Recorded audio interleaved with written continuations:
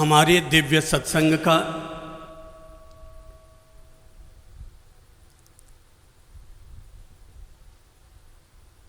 पहला लक्ष्य है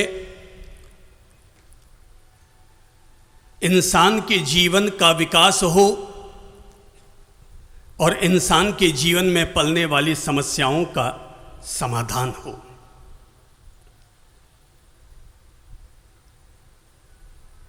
जब बात मैं जीवन के विकास और समस्या के समाधान की करूंगा तो सबसे पहले बचपन में खेले गए सांप सीढ़ी और लुड्डो की तरफ आपका ध्यान आकर्षित करूंगा। याद कीजिए कि किस तरह से हम लोग सांप सीढ़ी और लुड्डो की गोटी खेला करते थे। आमने सामने 2 बच्चे, 4 बच्चे, 8 बच्चे बैठते थे और खेल का आनंद लेते थे। जीवन भी एक खेल ही है।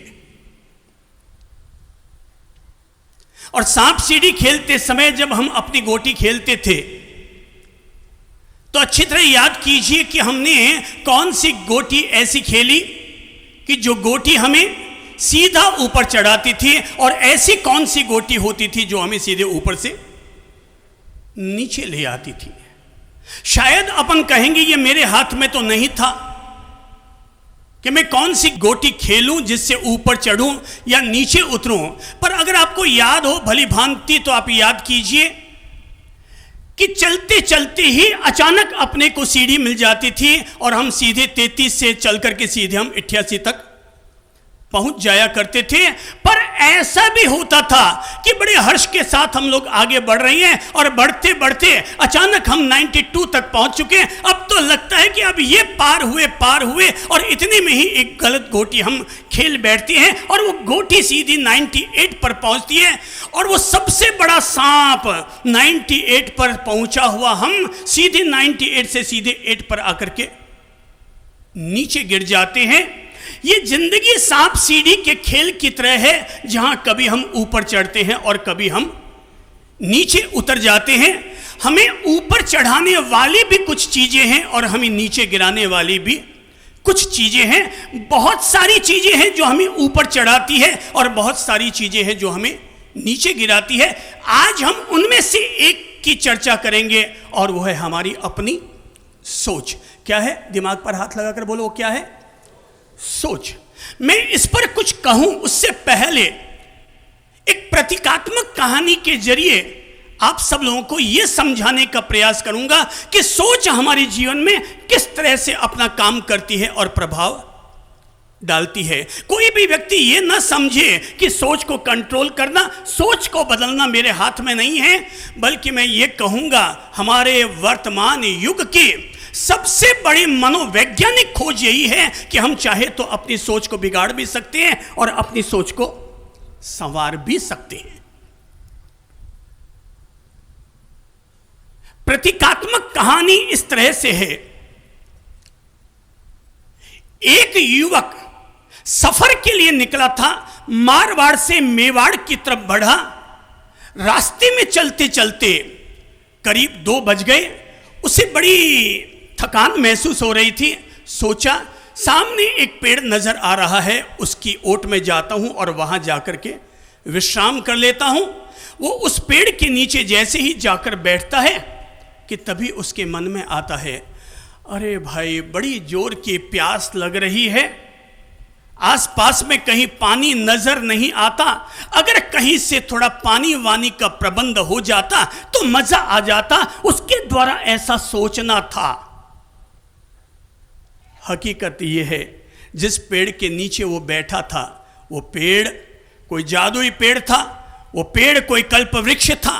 और पेड़ अगर कल्प वृक्ष था और इधर आदमी सोच रहा है कि जिस पेड़ के नीचे मैं बैठा हूं और वहां मन में भाव क्या आ रहे हैं, बोले तो थोड़ी प्यास लगी, थोड़ा पानी अगर मिल जाए तो मजा आ जाए, उसका ऐसा सोचना था कि सोचने के साथ ही सामने कई तरह की शरबती झाड़ियां आकर के खड़ी हो गई, शरबती प्याले आकर के खड़े हो गए और देखकर चौंक पड़ा। ओ तो मतलब यहाँ पर कोई अद्भुत कोई देवता रहते हैं जो मेरे मन की धाराओं को समझ रहे हैं, पढ़ रहे हैं। और उसने तृप्तिपूर्वक पानी पिया।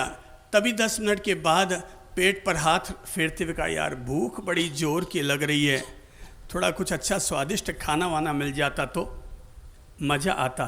मन की धारा, मन की सोच, मन के विचार उठ रहे हैं और वो कल्प वृक्ष है, मन वांछित फल देने वाला। और सामने 56 भोग आकर के, जैसे केसरिया नाथ जी और श्रीनाथ जी में 56 भोग चढ़ते हैं, वैसे ही सामने 56 भोग हाजिर हो गए। अरे गजब यार, ऊपर पेड़ की ओर देखा, मतलब कोई है यहाँ, कोई चीज दमदार यहाँ रहती है। उसने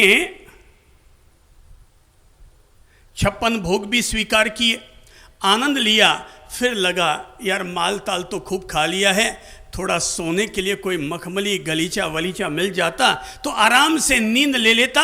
और जैसे उसके मन में ये ख्याल आया, ये सोच आई, ये विचार आए, और वो वहीं पर ही पीछे घूमकर देखता है तो मखमल का सुनहरा शानदार कसीदा लगा हुआ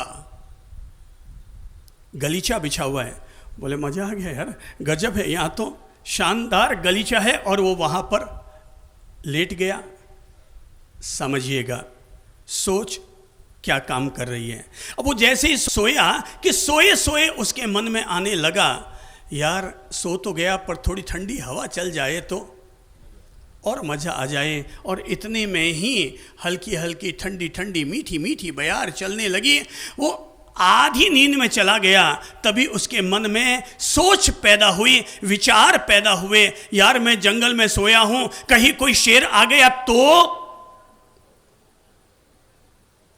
अब क्या हो रहा है, सब बोलिए क्या हो रहा है। अब जैसे उसके मन में ख्याल आया, वो तो कल्पवृक्ष था, जैसा तुम सोचोगे वैसा वो परिणत कर रहा था। जिसने 56 भोग दे दिए, जिसने शरबती पानी दे दिया, जिसने मखमली गलीचा बिछा दिया, क्या अब वहां उसके सोचने से शेर भी नहीं आएगा। उसके मन में ख्याल आया कि अगर मैं जंगल में सोया हूं, कहीं कोई शेर आ गया तो। और ये सोचना था कि सामने से दहाड़ता हुआ और शेर सामने दौड़ता हुआ चला आ रहा था। उसके मन में फिर विचार आया कि कहीं ये शेर मुझे खा गया तो।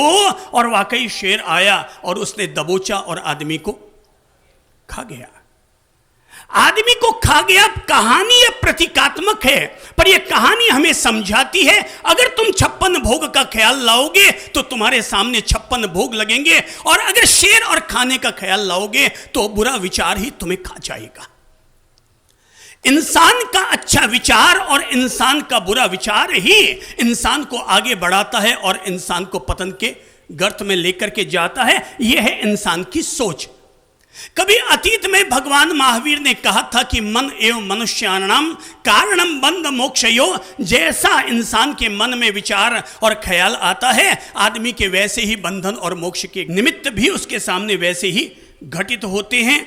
अगर हम हमारे दिमाग में अच्छे विचार लाते रहेंगे, अच्छा परिणाम आता रहेगा। बुरे विचारों से अगर हम घिर जाएंगे तो हमारे जीवन में भी बुरा बुरा बुरा परिणाम आता चला जाएगा। इसीलिए अपन सब लोगों ने पहले गुनगुनाया था क्या, जैसा सोचेंगे जीवन में वैसा ही बन जाएंगे। बोलो जैसा वैसा ही बन जाएंगे। अच्छा सोचेंगे तो अच्छा, बुरी सोच से बुरा बनेंगे। अच्छा सोचेंगे तो अच्छा, बुरी सोच से क्या बनेंगे। अच्छा सोचेंगे अच्छा घटित होगा, बुरा सोचेंगे बुरा घटित होगा।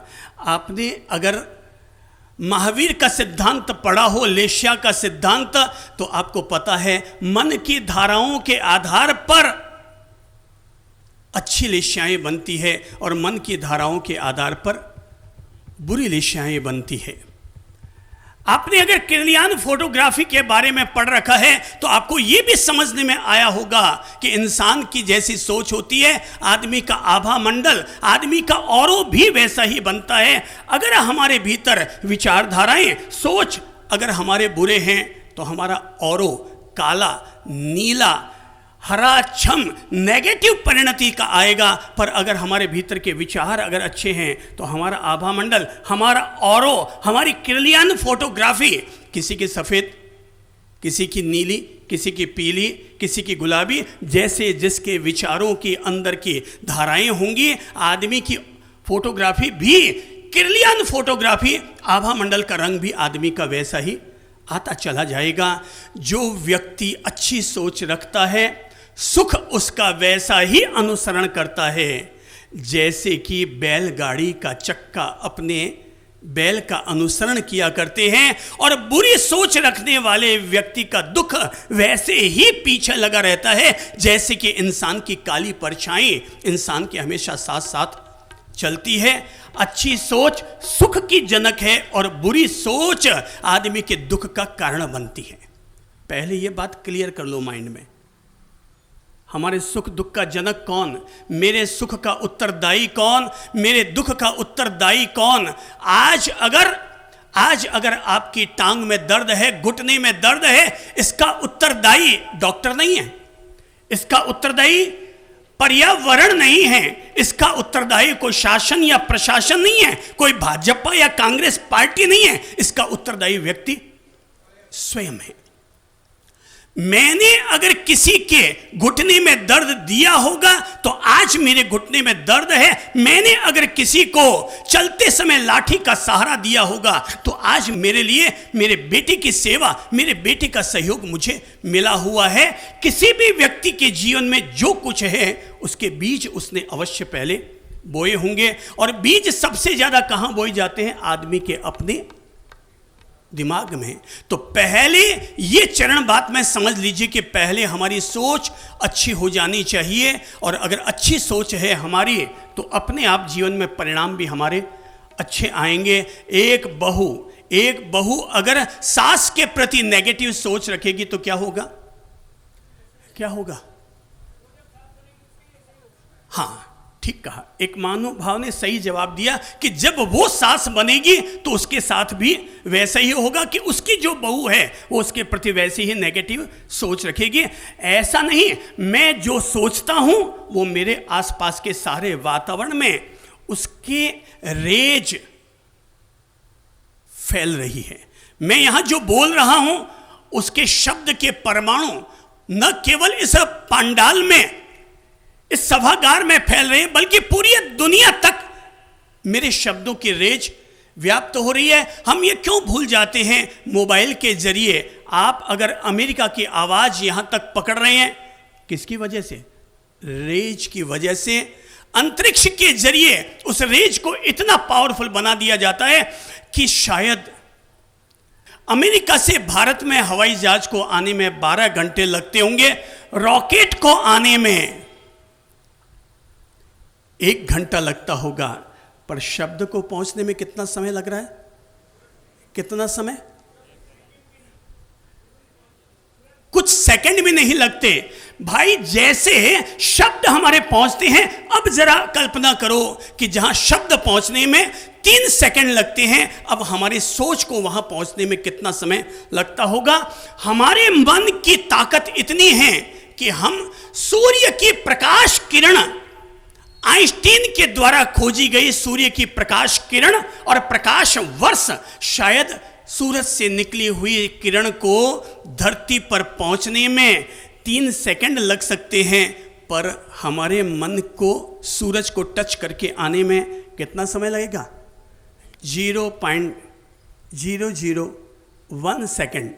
अर्थात ये सोचा और ये वहां पर पहुंच गया। ये है हमारे सोच की क्षमता, और जिस सोच की इतनी क्षमता है, आज हम उसी सोच पर अपना काम करेंगे। और उस सोच पर काम करने के लिए मैं पहला ये बिंदु आपके दिल में उतारना चाहूंगा कि हमारी सोच हमेशा बड़ी होनी चाहिए।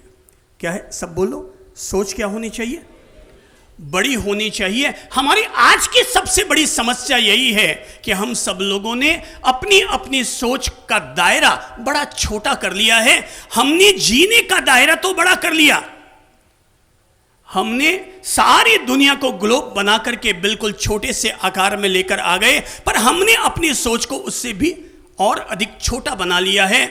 मकान तो सबके बड़े हो गए, पर अंदर से सोच सबकी छोटी हो गई। मेरे पापा के 5 भाई थे, मेरे पापा के 5 भाई और मेरे पापा की 5 संतानें, और हम सब लोग एक घर में रहते थे। अब हर आदमी के केवल 1 या 2 संतान रही है, पर वो 2 संतान भी सब आपस में टूट बिखर गई है। आखिर वजह क्या?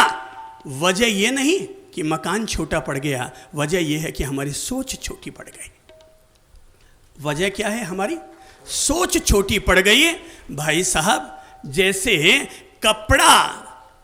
कपड़ा अगर आपने पैंट पहन रखी है, आपकी टांग मोटी हो जाएगी तो अंदर जाएगी क्या? ओ भाई साहब, आपका साइज मुझे थोड़ा सा सॉलिड लग रहा है। आप जो आगे आगे बैठे हैं ना, अब सोचिए कि आपको अगर पैंट दी गई है और आपका साइज अगर थोड़ा सा सॉलिड है, तो कुछ लोग सॉलिड पार्टी होते हैं। अब जब अगर आगे से मोरी छोटी है तो टांग अंदर जाएगी क्या? नहीं जाएगी ना। तो क्या हो गया? कपड़ा हमारा तंग हो गया है। तो कपड़ा हो गया तंग और दिमाग में लग गई जंग। कपड़ा हो गया तंग और दिमाग में लग गई जंग। और अगर दिमाग में जंग लग गई तो जैसे कपड़ा तंग हो जाए तो पांव उसमें नहीं समाता, ऐसे ही दिमाग में अगर जंग लग जाए तो दिमाग में भी दुनिया की अच्छी बातें फिर अंदर जा नहीं पाती है। बड़ी सोच का बड़ा है जादू। जितनी बड़ी आदमी सोच रखेगा उस आदमी के जीवन में उतना ही बड़ा जादू होगा। हमने हमारी सोच ही छोटी कर ली है। हमेशा याद रखिएगा, पांव में पड़ी मोच और दिमाग की छोटी सोच। लाइन को अंडरलाइन कीजिए। पांव में पड़ी मोच और दिमाग की छोटी सोच। क्या ये हमें आगे बढ़ने देंगे? अच्छा, जरा कल्पना करो, कल्पना करके देखो कि अगर आपके पांव में मोच पड़ी है, अपने अपने पांव पर अपना दिमाग केंद्रित कीजिए और देखिए कि अब आपके पांव में मोच पड़ गई है। मोच पड़ गई है तो अब वो चलिए प्रभु जी, एक पल आपके लिए खड़ा कर देता हूँ। आपको ही खड़ा होना पसंद करेंगे आप? हैं? चलिए खड़े होइए। आपका परिचय क्या है? प्रोफेसर गौरव वल्लभ। प्रोफेसर गौरव जी, ओह, तब तो आप बिल्कुल प्रोफेसर हैं। तो प्रोफेसर है तो मैं समझता हूं कि आप बिल्कुल सही सटीक बात बताएंगे। और अपनी ओर से पब्लिक को ज़रा ये समझाने का प्रयास कीजिए कि एक पल के लिए दिमाग में कल्पना कीजिए कि पाँव में मोच पड़ी है। अब मैंने आपका पहली बात सुनी, अब मैं नेगेटिव कल्पना भी नहीं करना चाहता। क्या पता वेरी गुड। वो अच्छा, वो कहते हैं कि मैंने पहली बात आपकी सुन ली है कि अगर कहीं मैंने सोचा कि मेरे पाँव में मोच पड़ गई तो, और अगर वाकई पड़ गई तो मैं अब अपने आप में नेगेटिव सोचना भी नहीं चाहता। यही है प्रवचन का सीधा प्रभाव। यही है सीधा प्रभाव कि अब मैं नेगेटिव सोचना भी नहीं चाहता। कि अगर मैंने नेगेटिव सोचा और कहीं वाकई मेरे पाँव में मोच पड़ गई तो भाई, अगर हम ये सोचते हैं कि मैं परीक्षा देने जा रहा हूं और कहीं फेल हो गया तो क्या होगा? तो फेल होने की संभावना बनेगी। अगर मैं कहता हूं मेरी किस्मत खराब, तो अब क्या संभावना बनेगी? किस्मत खराब। तो हमें क्या सोचना होगा अंदर में? मेरी किस्मत अच्छी, मेरे परीक्षा के परिणाम अच्छे, मेरी जिंदगी अच्छी। एक व्यक्ति जो रात दिन यही सोचता है मैं बीमार, क्या होगा? वो बीमार ही रहेगा। अगर आदमी सोचेगा मैं बीमार, क्या होगा? अगर आदमी सोच रहा है भाई कठिन बुढ़ापे में बीमारी नहीं लाग जावे, मारे बुढ़ापे में बीमारी नहीं लाग जावे, बुढ़ापे में क्या होगा? उसको क्या होगा? बीमारी। इंसान जैसा सोचता है वैसा उसके जीवन में घटित होता है। इसलिए हर घटना के पीछे अगर कोई उत्तरदायी है तो हमारी सोच है। ये बात दिमाग में उतार लीजिए। जैसे कि मैंने कहा, समाधान निकालने के लिए कहूंगा कि अगर पांव में पड़ी हुई मोच, अब कैसे चलेंगे हम? जैसे कोई पांव में पैरालिसिस मार गया है, पांव में पड़ी हुई मोच आदमी को आगे नहीं बढ़ने देती। अब दिमाग पर अंगुली रखकर सोचिए, क्या है? पांव में पड़ी हुई मोच और दिमाग की, सब बोलिए, दिमाग की सोच नहीं, दिमाग की छोटी सोच। कौन सी? छोटी छोटी सोच। ये कभी भी आदमी को आगे नहीं बढ़ने देती है। इसलिए करना क्या पड़ेगा? जैसे पाँव को ठीक रखना जरूरी है, वैसे इस दिमाग को भी ठीक रखना जरूरी है। ये हमारा दिमाग, ये हमें प्रकृति और परमात्मा के घर से मिला हुआ एक अद्भुत उपहार है, एक अद्भुत पुरस्कार है। केवल इसको ठीक रखना ये हमारे हाथ में है, इसको ठीक रखा जा सकता है। सिट डाउन प्रोफेसर साहब। केवल ये बात अब मैं समझाना चाहूँगा कि हमें अपनी सोच को बड़ा बनाने की ज़रूरत है। आज जरा सोचो, दो भाई जुदा जुदा हुए। माइक लाओ बेटा, इनके बगल वाले को दो, देखते हैं, जरा मुझे जवाब दीजिए।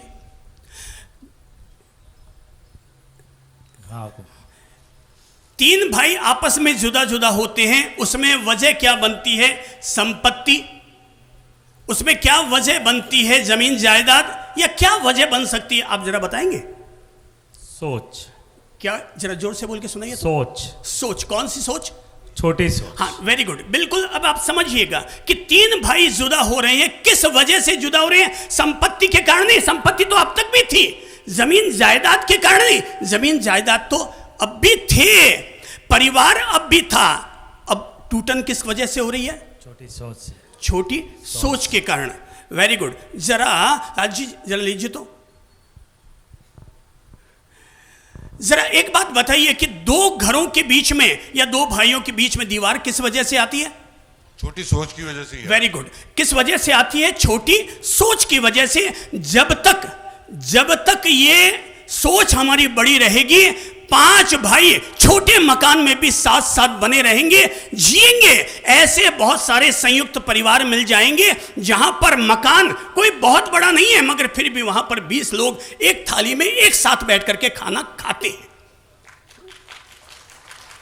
अब बताइए वो किसकी वजह से साथ साथ बैठ के खाना खाते हैं? अच्छी सोच के, पॉजिटिव। अच्छी सोच के कारण, पॉजिटिव सोच के कारण, पावरफुल सोच के कारण, बड़ी सोच के कारण। और अगर जैसे ये सोच हमारी छोटी होगी तो क्या होगा? बिखर जाएगा घर।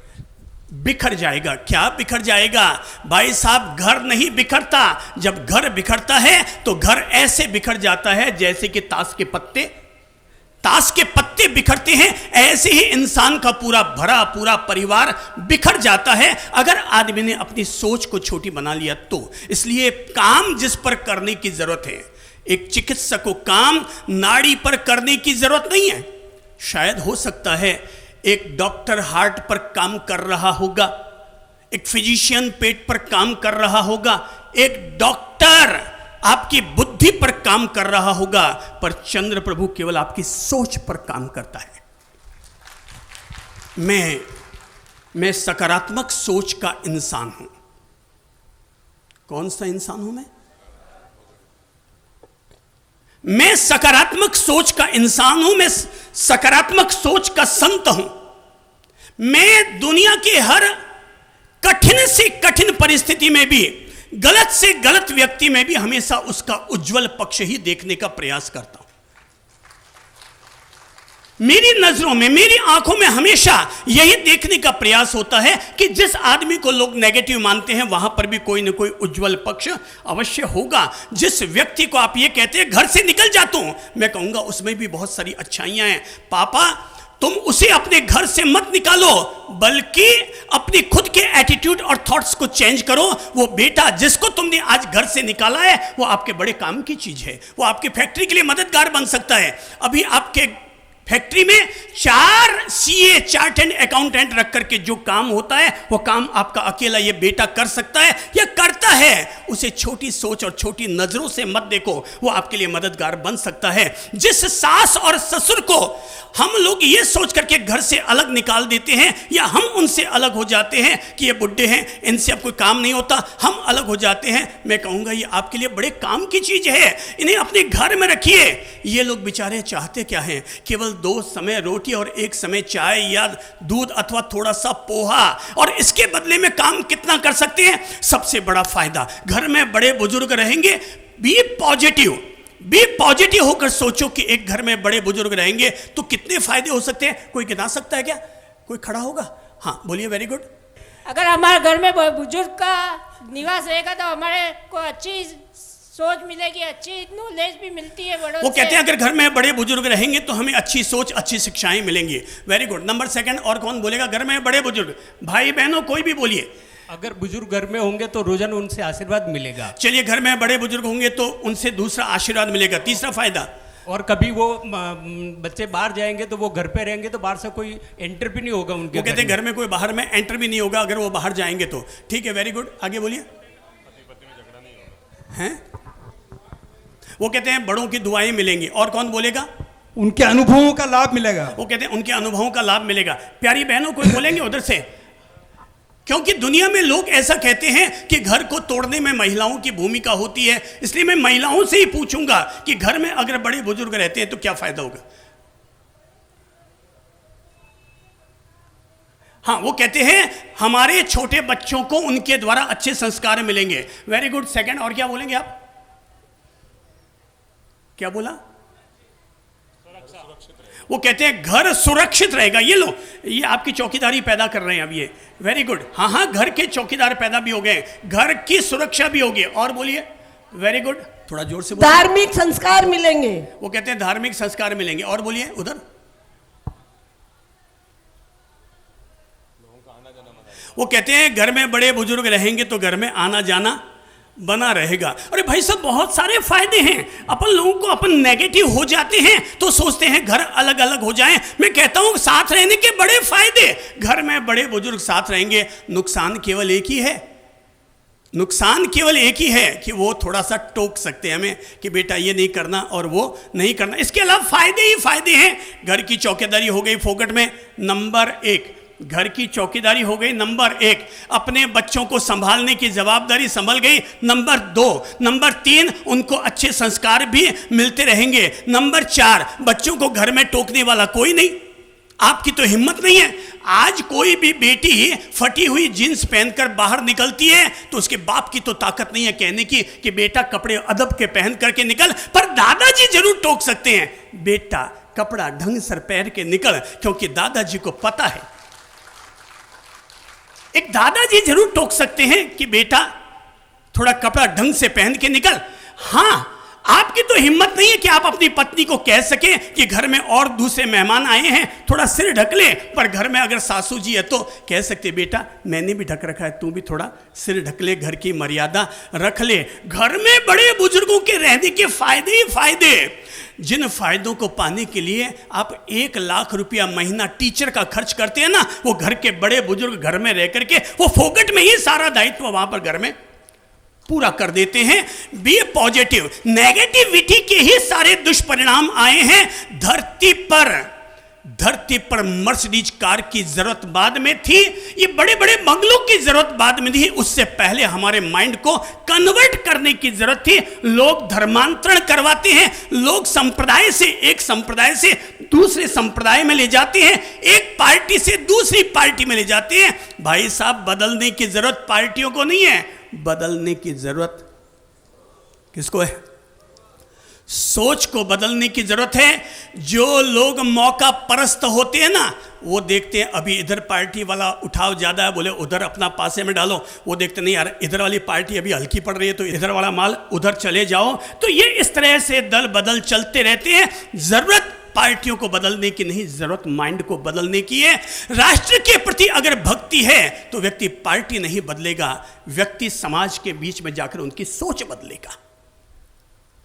मैं फिर कहता हूं, मैं सकारात्मक सोच का संत हूं।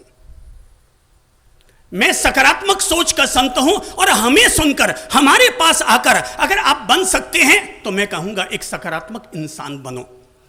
आप जैन बने अच्छी बात, हिंदू बने अच्छी बात, मुसलमान बने अच्छी बात, ईसाई सिख बने अच्छी बात। मैं आपको वो नहीं बनाना चाह रहा हूं, मैं केवल आपको एक सकारात्मक इंसान बनाना चाहता हूं।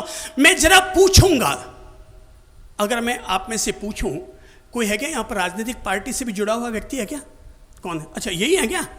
अच्छा, ओ भाई साहब, आपने तो प्रोफेसर बताया अपने आप को।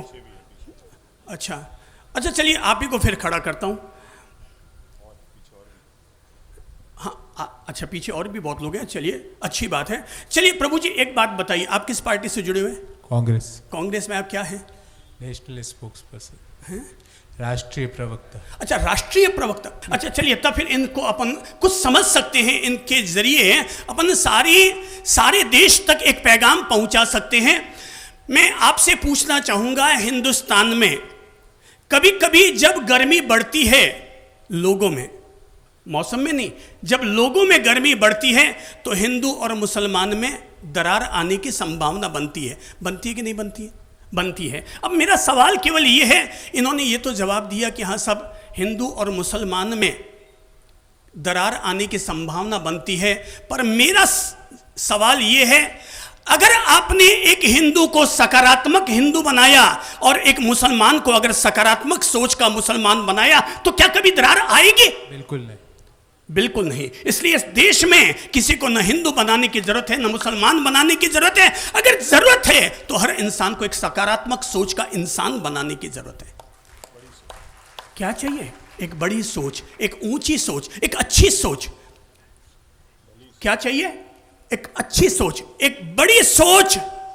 चाहे समस्या हो बड़ी, आपके सामने चाहे जैसी समस्या हो खड़ी, पर समस्या का हल निकल जाता है अगर सोच हो बड़ी। Very good, sit down please. अब केवल मुद्दे की बात यह है मेरे प्रभु जी, अगर हमारी सोच को अगर हम चेंज करते हैं, आप अपने परिवार का समाधान पाएंगे, आप अपने समाज का समाधान पाएंगे, आप राजनीति और देश का समाधान पाएंगे, आपके करियर निर्माण में आपके लिए अहम भूमिका मिलेगी, स्वास्थ्य आपका अच्छा होगा, मन में रहने वाले बार बार के डिप्रेशन, तनाव, चिंता, गुस्सा बार बार जो हमारे भीतर उठता है उसका समाधान निकलेगा। मैं गुस्सा नहीं करता। क्यों नहीं करता? क्योंकि मैं सकारात्मक सोच का इंसान हूं। मैं इसलिए क्रोध नहीं करता, मैं इसलिए चिंता नहीं पालता हूं क्योंकि मुझे पता है कि चिंता पालना मेरी अपनी चेतना को कुंठित करना है। मैं इसलिए तनाव नहीं पालता और हर हाल में मस्त रहता हूं क्योंकि मेरा अपना मानना है, जो हो रहा है अच्छा हो रहा है, जो हुआ सो अच्छा हुआ और जो होगा सो अच्छा होगा। मेरी जो भवितव्यता में है वो होता चला जाएगा। मुझे अपने माइंड को प्रभावित नहीं करते रहना चाहिए। मुझे अपने माइंड को शांत, सौम्य और पॉजिटिव हमेशा बनाकर रखना चाहिए। चाहे आप हमें सुन रहे हैं, हम देश में कहीं भी लोग हमें पढ़ते हैं और सुनते हैं, कहीं भी पहुंचते हैं, मुझे खुशी है कि हमने पिछले 25 साल में दुनिया में एक बहुत बड़ा काम किया है। और काम ये किया है कि लोगों की सोच बदली है और हर आदमी को अंडरलाइन करके समझाया है, नो नेगेटिव बी पॉजिटिव। सब बोलो, क्या है? No negative be positive, no negative be positive. आप जरा सोचिए, क्या ये कोई मामूली बात है? जब 12 वर्ष पूर्व हमारा यहां उदयपुर में चातुर्मास हुआ था तो इसी टाउन हॉल मैदान में श्वेतांबर और दिगंबर, 2 परंपरा के वरिष्ठ राष्ट्रीय संतों ने एक साथ एक जाजम में बैठ करके और यहां से देश के नाम पर पैगाम दिया था, लोगों में समीकरण इकट्ठा किया था। क्या श्वेतांबर, क्या दिगंबर? पहले मैं मैन हूं, उसके बाद जैन हूं, इसके नीचे और कुछ नहीं हूं। पहले मैं, सब बोलो, पहले मैं मैन हूं, उसके बाद जैन हूं। हमें अगर आगे बढ़ना है तो हमें अपने इन कूप मंडूकों से हमें बाहर निकलना पड़ेगा। हमें अपनी आंखों में ऊपर में आसमान बसाना होगा और सामने समंदर को देखना होगा। छोटे छोटे डबरे में रहेंगे, हमारी आत्मा कुंठित होगी। और जो ही हम हमारी सोच को बड़ा बनाएंगे, जैसे ही हम हमारी सोच को बड़ा बनाएंगे, आदमी तब केवल भारत में नहीं रहेगा, केवल भारत का प्रधानमंत्री बनकर नहीं रहेगा, तब वही व्यक्ति पूरे विश्व का नेता बनने के लिए भारत से बाहर जाकर भी अपना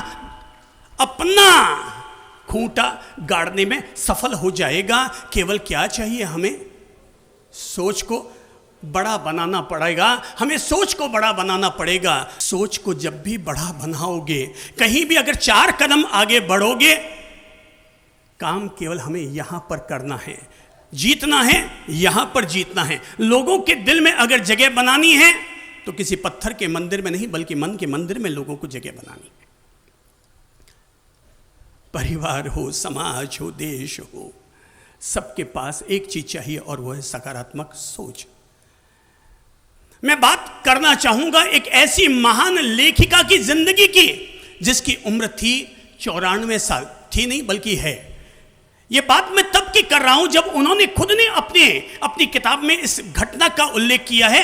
94 इयर्स कम होते हैं कि ज्यादा होते हैं? हाँ, ज्यादा होते हैं। आपको लगता है ज्यादा होते हैं, उसे नहीं लगता कि ज्यादा होते हैं। 94 इयर्स की उनकी उम्र, 95 का उनका बर्थडे मनाने की तैयारियां चल रही थी और पूरी पब्लिक में इस बात का उत्साह था कि हमारे पूरे देश में एक ऐसी ऑथर है जिसने 95 इयर्स की उम्र पाई है, और न केवल उम्र पाई है, 95 इयर्स में भी अभी भी चला करती है। और जब पब्लिक के बीच में आती है और लोगों को संबोधित करती है तो लोग अंदर से रोमांचित हो जाते हैं। केक, बड़ा केक, क्योंकि 95 इयर्स का बर्थडे मनाया जा रहा था ना, तो बड़ा केक लाया गया। करीबन 250 से 300 उनके विशेष इनवाइटेड गेस्ट भी थे। कई तरह के वहां पर मीडिया कर्मी भी थे। मीडिया कर्मियों का तो नियम है, जहां भी उन्हें कुछ नई चीज मिलेगी ये वहां पर पहुंच जाएंगे। तो अब वो 95 इयर्स का हैप्पी बर्थडे मनाया जा रहा था। केक वेक काट दिए गए, लोगों ने खूब गुनगुनाया और खूब अच्छे से गीत गाए। Happy birthday to you, happy birthday to you, अच्छे से गीत गाए, केक वेक कटा और सब ने जब मौज मस्ती कर ली, एक दूसरे को केक खिला दिया। तो मैडम जब वहाँ बैठी मुस्कुरा रही थी तो करीबन 12 से 14 मीडिया, इलेक्ट्रॉनिक मीडिया के बड़े पत्रकार बंधु वो वहाँ उनके सामने बैठे थे और उनसे पूछने लगे, मैडम ज़रा आपसे एक सवाल पूछें? बोले हाँ पूछो भाई। बोले मैडम एक बात आप समझाइए, हम आपके जरिए दुनिया तक ये पैगाम पहुंचाना चाहते हैं कि आखिर आप 95 इयर्स तक कैसे पहुंच पाए और आपके इतने स्वस्थ, प्रफुल्लित और आनंदित रहने का राज क्या है? यह सुनना था कि वो ऑथर मुस्कुराई और मुस्कुरा कर कहने लगे, भी इसका राज तो बिल्कुल सीधा सिंपल है। बोले क्या राज है? बोले राज केवल मेरे बॉयफ्रेंड है। इसका राज क्या है? मैं अभी तक 95 इयर्स तक पहुंच रही हूं तो इसका राज मेरे बॉयफ्रेंड है। मीडिया लोग चमक गए, क्या बात करें मैडम, क्या आपके बॉयफ्रेंड है? अरे अरे इसमें क्या बुरा क्या मानना भाई, मेरे बॉयफ्रेंड हैं। आपके 95 इयर्स में बॉयफ्रेंड? अरे भाई मैं मरूंगी नहीं ना, तब तक मेरे साथ मेरे बॉयफ्रेंड बने हुए रहेंगे। तो हम भी उनसे मिलना चाहेंगे, दुनिया को हम भी मिलाना चाहेंगे उनसे जो आपके बॉयफ्रेंड हैं। मैडम ने कहा, अगर तुम मेरे बॉयफ्रेंड से मिलना चाहते हो तो मेरा पहला बॉयफ्रेंड है मेरी सकारात्मक सोच। मेरा पहला बॉयफ्रेंड है मेरी सकारात्मक सोच, कि जिसके चलते मैं 94 इयर्स तक भी हमेशा आशा और उम्मीदों से भरी हुई रहती हूं। मेरा दूसरा बॉयफ्रेंड है मेरी अच्छी दृढ़ इच्छा शक्ति, मेरी अपनी इच्छा शक्ति, जिसके चलते मैं 94 इयर्स में भी मेरे पांव में गठिए का दर्द है, पर इसके बावजूद मैंने आज तक कभी भी अपने भीतर आलस्य पैदा नहीं होने दिया। मैं 94 ईयर और 5 इयर्स में भी मैं रोजाना सुबह मॉर्निंग वॉक करने के लिए जाती हूं और रोजाना सुबह योगा और एक्सरसाइज करती हूं। बस ये है मेरे वो बॉयफ्रेंड। मैडम क्या बात है, क्या आपका और भी कोई बॉयफ्रेंड है? झट से पर्स में हाथ डाला, झंडू बाम निकाला और झंडू बाम की शीशी निकाल करके कहा है ये है मेरा तीसरा बॉयफ्रेंड। बोले मतलब? बोले भाई मेरे थोड़ा बूढ़ापा आ गया ना शरीर में, इसलिए कभी कभी घुटने दर्द करने लग जाते हैं, तो मैं झंडू बाम निकालती हूँ, घुटनों पर इसकी 2 मिनट मालिश कर लेती हूँ, रजाई ओढ़ती और मस्ती से सो जाती हूँ। ये मेरा गजब का बॉयफ्रेंड है। इससे बोले ऐसी मीठी मीठी महक वाली खुशबू आती है कि कब नींद लगती है पता भी नहीं चलता, सुबह सीधे 5 बजे ही आँख खुलती है। बोले और भी कोई बॉयफ्रेंड है? बोले है, तुम सब लोग हो ना मेरे बॉयफ्रेंड, तुम सब युवा लोग मेरे बॉयफ्रेंड हो, जिनको देखकर मेरे भीतर ऊर्जा जगती है। अभी तो जिंदगी जीना बहुत बाकी है, अभी तो जिंदगी जीना बहुत बाकी है, अभी तो करना बहुत कुछ बाकी है। तुम लोगों को देखकर लगता है अभी भी जिंदगी में मेरे बहुत सारे सपने हैं जिनको मुझे पूरा करना है। उम्र 95 इयर्स की हो गई तो क्या हुआ? जिनकी सोच बड़ी होती है ना, उनकी उम्र कभी बड़ी नहीं होती। उम्र उन नन्हे से फरिश्ते की तरह दौड़ते रहते हैं, चलते रहते हैं। आप में से कितने लोग हैं जो रोज सुबह योगा करते हैं? हाथ खड़ा करके बताइए तो। अच्छा है, मतलब काफ़ी लोग हैं जो सुबह योगा करते हैं। मैं साधुवाद दूंगा देश के उन महान लोगों को जिन्होंने योग दिवस के रूप में पूरे विश्व में भारत का अध्यात्म दिवस स्थापित किया। पर अच्छी बात है आप में से अनेक लोग योग करते हैं। क्या आप में से कोई, चलिए कोई 5 युवक खड़े होइए जो डेली योगा करते हैं। 5 युवक खड़े होइए, 1 2 3। मैंने युवाओं से ही कहा है, बुजुर्ग लोग तो बैठ ही जाइए। युवा लोग, अच्छा वो कहते हैं मैं युवा ही हूँ। हेलो, सफ़ेद मूँछ वाला कहते हैं साहब मैं युवा हूँ। बाप जी आप मुझे क्यों बुजुर्ग समझते हैं, मैं युवा हूँ। ये है योग का कमाल कि जहाँ 70 वर्ष के बुजुर्ग व्यक्ति ऊपर में माथा, बाल उड़ गए, मूँछें भी सब सफ़ेद हो गए सब, पर वो कहते हैं मैं अभी भी क्या हूँ। दादाजी क्या है आप? वो कहते हैं 78। आप बुढ़े हैं कि युवा? वो कहते हैं मैं 87 का हूँ, वो 88 के, और फिर भी अपने आप को युवा समझते हैं। आप समझ गए इसका राज, युवा होने का राज क्या है? जितने लोग भी कुर्सियों पर आदि हो गए हैं और गेडिया ले लेकर चल रहे हैं, वो इन लोगों से प्रेरणा लीजिए और प्रेरणा ये लीजिए कि अभी भी अंदर में युवापना है, अभी भी युवा अवस्था है। मेरे 5 भाई साहब आगे आओ जो डेली योगा करते हैं। चलिए, आप में से सबसे लंबा कौन है? आपको किसको लगता है मेरी हाइट बहुत तेज होगी, ऊंची? आपकी कितनी है? 5 फीट 9 इंच। आपकी हाइट कितनी है? 5 10 5 11 वाला भी है क्या यहाँ पर? 5 11 वाला कोई है? हाथ खड़ा कीजिए। 6 फुट वाला, अच्छा आपकी कितनी है? 6 फीट। चलिए आगे आइए, 6 फीट वाले भी आ जाइए, 5 11 वाले, 5 10 वाले। दादाजी आप भी आ जाइए जो 88 में भी अपने आप को कह रहे हैं कि मैं अभी भी युवा हूँ। चलिए आगे आइए, यहाँ पर बीच मैदान में आइए, देखते हैं आपकी हाइट क्या कमाल करती है और मेरी सोच क्या कमाल करती है। आइए, चलिए दौड़ के आइए, स्पीड में आइए। वेलकम, गति पकड़िए। चलिए, आप में सबसे लंबे कौन दिखाई दे रहे थे? हाँ ये बिल्कुल, हाँ आप वाकई लंबे हैं। आपको मिली भी तो लंबी होगी हैं? अच्छा ठीक है, तो वो भगवान जोड़ी बैठा था, लंबे को लंबी, ठिंगने को ठिंगनी, ये भगवान जोड़ी बैठा था है? पर पता नहीं भगवान, ये तो भगवान जोड़ी बैठाते थे लंबे को लंबी, पर पता नहीं पति पत्नी में एक गुस्सैल और एक ठंडा क्यों हो जाता है। ये भी जोड़ी बैठानी चाहिए, या तो दोनों नरम हो या फिर दोनों गर्म हो। नरम हो तो दोनों की जोड़ी बनी रहेगी, गर्म हो तो एक दूसरे की अकल ठिकाने लगाते रहेंगे। चलिए ताड़ासन करके दिखाइए तो भाई साहब, कितने लोग कर सकते हैं ताड़ासन? हाँ कीजिए फटाफट कीजिए। हाँ इसको नीचे रख दो। हाँ चलिए ताड़ासन। 6 फुट वाले भाई साहब आपने ताड़ासन किया करिए। हाँ वेरी गुड, ताड़ासन पूरा और ऊपर कीजिए। इनकी हाइट कितनी हुई है सब बोलिए तो? कितनी हुई 6 फुट वालों की? कितनी हुई है? 7 सवा 7। थोड़ा और खींच तान के बोल दो, 7.5। अब इससे ऊपर तो कोई नहीं हो पाया।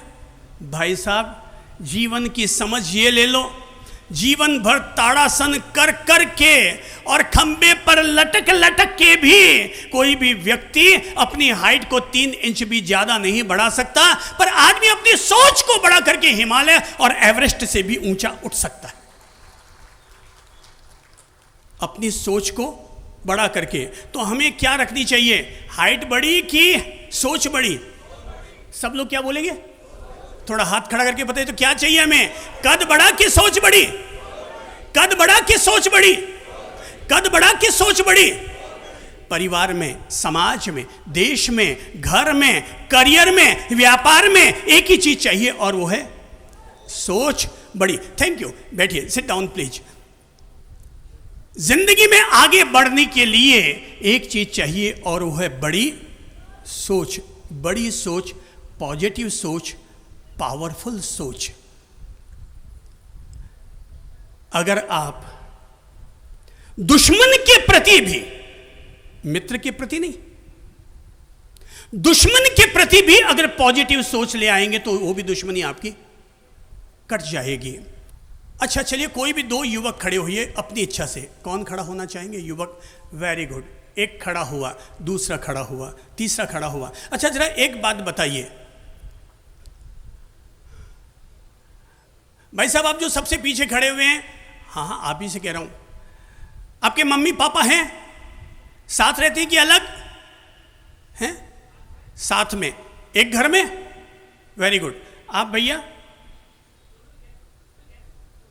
दोनों का स्वर्गवासी हो गया।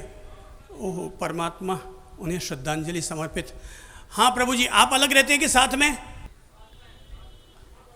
आप अलग रहते हैं कि साथ में हैं? साथ में रहते हैं। माँ के चरणों में रहता हूँ। अच्छा, ये बात आपने कहाँ से सीखी? Very good, very good. अब समझिए, बैठिए। कई युवकों को मैंने खड़ा किया है ये जानने के लिए कि आप अलग रहते हैं कि साथ में रहते हैं। मैं ये कहना चाहूँगा, कोई ऐसा भी है क्या जो अलग रहता हो माँ बाप से? कोई है? होगा तो सही, पर शायद शर्म आ जाएगी उसको। है तो हजार हैं, है तो हजार, पर अच्छा चलिए एक बात समझिए। चलिए मैं किसी एक युवक से पूछता हूं, भाई साहब वो सेकंड वाले युवक खड़े हो तो, हाँ चलिए, आपको जन्म किसने दिया? किसने जन्म दिया? माँ ने। पालन किसने किया? माँ बाप ने। माँ बाप ने जन्म दिया, माँ ने पालन किया, माँ बाप ने। आपकी पढ़ाई की व्यवस्था किसने की? पिताजी ने। पिताजी ने। ठीक है। अब शादी हो गई क्या? जी। शादी का खर्चा किसने किया? पिताजी ने। पिताजी ने। नौकरी किसने लगवाई? पिताजी ने। ये तो केवल मैंने 5 सवाल पूछे, हर चीज में mummy papa mummy papa mummy papa, इतने सारे जवाब आ गए कि सब में मम्मी पापा ने किया। और सोचो हम जब लिस्ट बनाने बैठेंगे ना, तो भाई मम्मी पापा ने हमारे लिए क्या किया, मैंने वापस मम्मी पापा के लिए क्या किया। कोई भी व्यक्ति अगर इसकी टोटलिंग करेगा तो हमेशा ये पाएगा मेरे वाला खाता अभी भी लॉस में चल रहा है और मम्मी पापा वाला खाता अभी भी प्रॉफिट में चल रहा है। मम्मी पापा ने मेरे लिए ज़्यादा किया, मैंने वापस अभी तक उतना मम्मी पापा के लिए नहीं किया। अच्छा आप ज़रा याद कीजिए कि आपके दादाजी रहे हैं? नहीं। दादी जी तो थे?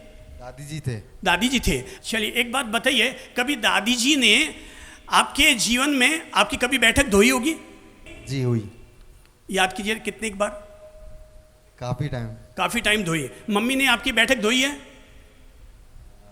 हाँ। अच्छा याद कर रहा है कि यार धोई भी नहीं धोई थी, ठीक है। तो भी कितनी बार धोई होगी अंदाज?